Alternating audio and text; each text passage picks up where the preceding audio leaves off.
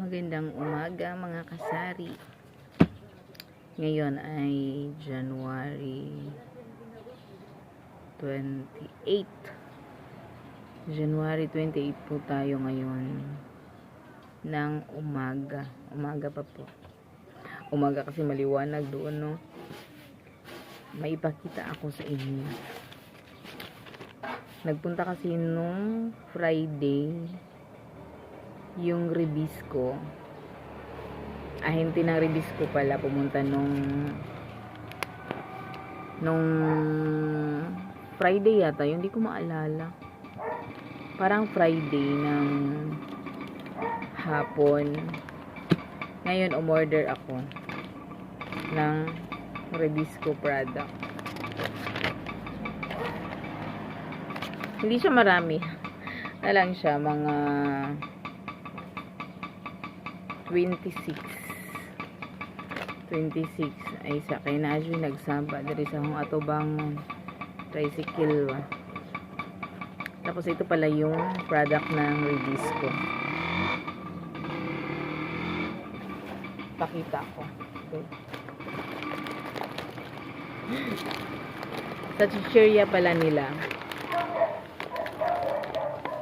Anong basa nito? Criss-cross. Product pala ni Ribisco to. Ribisco pala to. Tapos yung funky. First time ko magtinda nito. Dahil hindi ko meron ako nakikita dun sa tindahan pero di ko lang siya type. Basta yung mga fast moving yung binibili ko. Tapos ngayon tinry ko. Baka magustuhan nila. Para magkaroon naman ng ibang mukha tong mga chichirya ko dito sa loob. Tapos, ano pa ba? May iba-ibang flavor yung criss-cross. Yun yan. Tapos, yun lang ba? Kinalat ko na siya dito. Tapos, yung product pala ng Ribisco ay ang fudgy bar. So, yun. Kay Ribisco po ito. Lahat na ipapakita ko sa inyo ay product ni Ribisco. Ito kasi yung isa sa mabenta dito sa tindahan. Yung fudgy bar. Plus Hansel. May pa-free yung Hansel nila. Yung walang palaman, crackers. May free na tayong isa. Parang yun lang naman yata ang free. Tapos walang minimum amount pag umorder ka ng product ng Ribisco.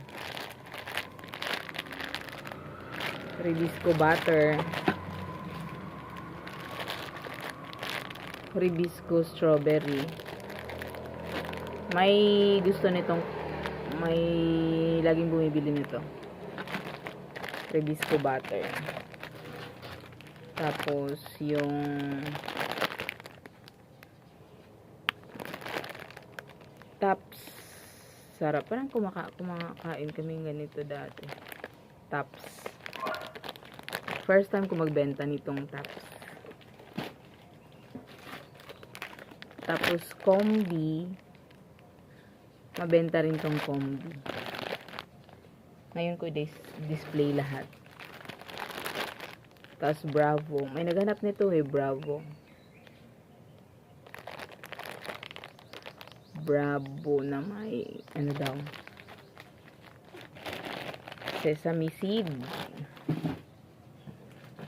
Tapos, Ribisco naman. Pwede Ribisco cracker or skyflakes. Yun, okay lang yun. Gusto rin naman ng mga tao yun. Tapos ito first time ko magtinda nito. Alam ko matamis naman to.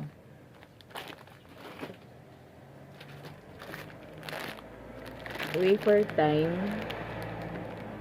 fast moving din to. Dahil gusto nila. Ano pa ba? At saka maganda pa sa kanila kasi pag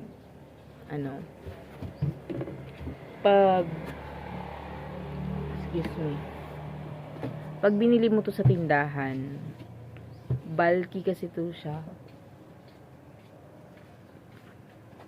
Ngayon, maadjong buntag, nahilabay. Bulky to, so kung mamalengke ka, hassle to pag nag-jeep ka lang, kailangan may sasakyan ka or kailangan mag-tricycle ka. Kumaga magpakyaw ba?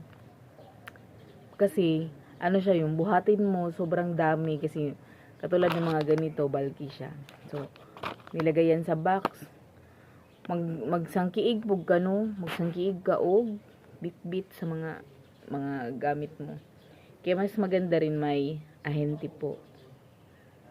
Minsan kasi pumapasok yung mga ahente dito sa matindahan, ganyan. Pero hindi naman lahat kayo susuplayan. Kumaga sa isang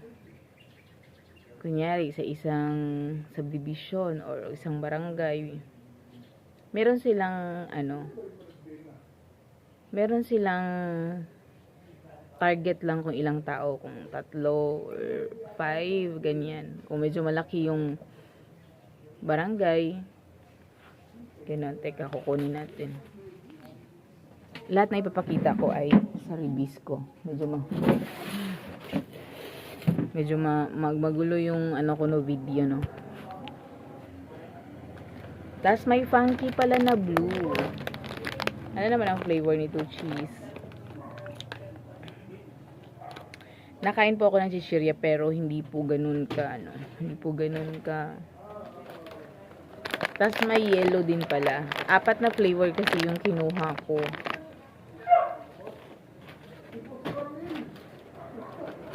Parang nawala yung wifi. Tapos ito, funky blue pa din pala. Sorry, na paulit-ulit na lang. Tapos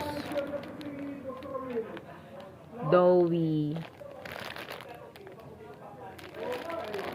Masarap din daw to, pero natikman ko na. Yung isang flavor nito, natikman ko na, pero matamis po siya. Pero gusto po yan ng mga bata. Tas itong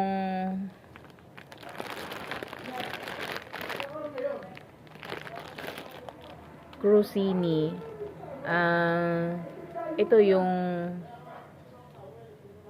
croissant ba ito? Basta crostini may katulad do sa kinain ko nung nag-video ako na kumakain. Pero yun lang. Ito lang, mayroon lang itong palaman na tsokolate. Yung kinain ko, cheese yata yun. Tapos, pinakalas na po. Ang tawag nito, Whoppy. Hindi ko sure. Saan ko tayo ilagay, no? Pero medyo matibay naman yung Sinasabit ko lang kasi ito ng ganyan. Asara man tong ahong tali. Ay, ahong. Meron akong hook dito, ginaganyan. Yun lang. Yung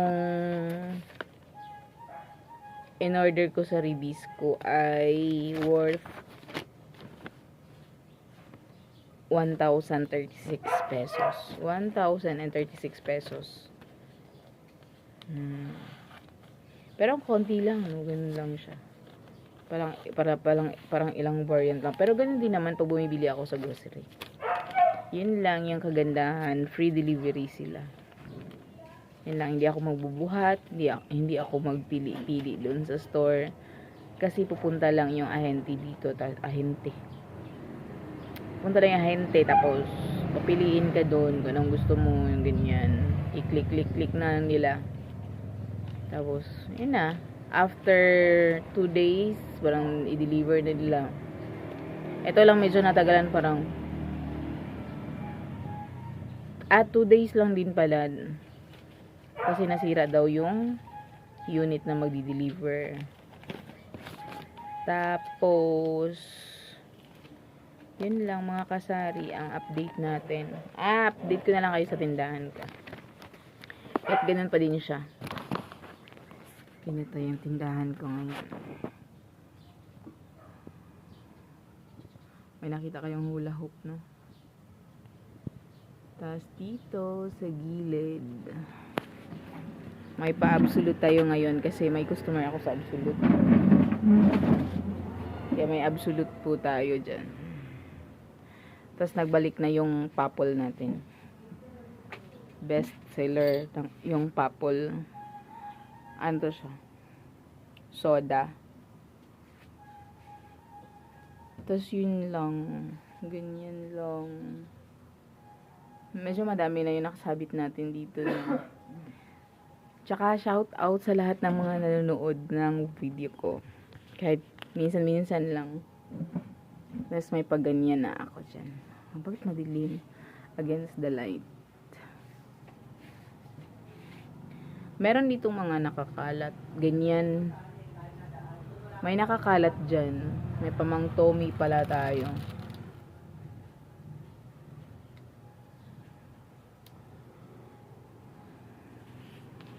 Medyo nakalagay yun doon yung mga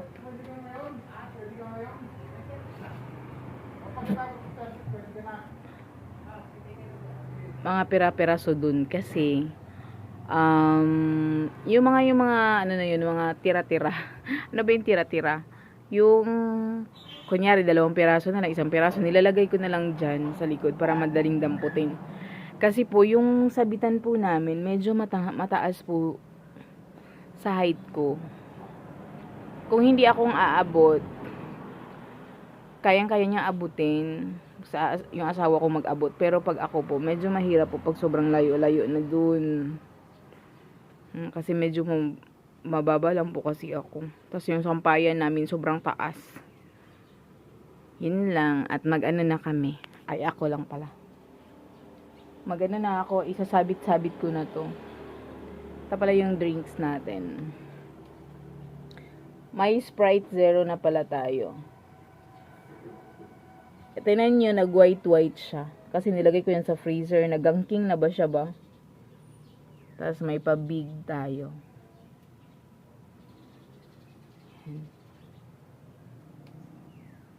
Ay, saan ba? May malamig na Papol. Tapos may pa-Vitamilk po. Yung mga drinks naman, yung tips ko pala, kung slow moving lang po yung product, bumili lang po kayo ng 3. Kasi po yung katulad ng Sprite, kunyari Sprite, mabilis lang po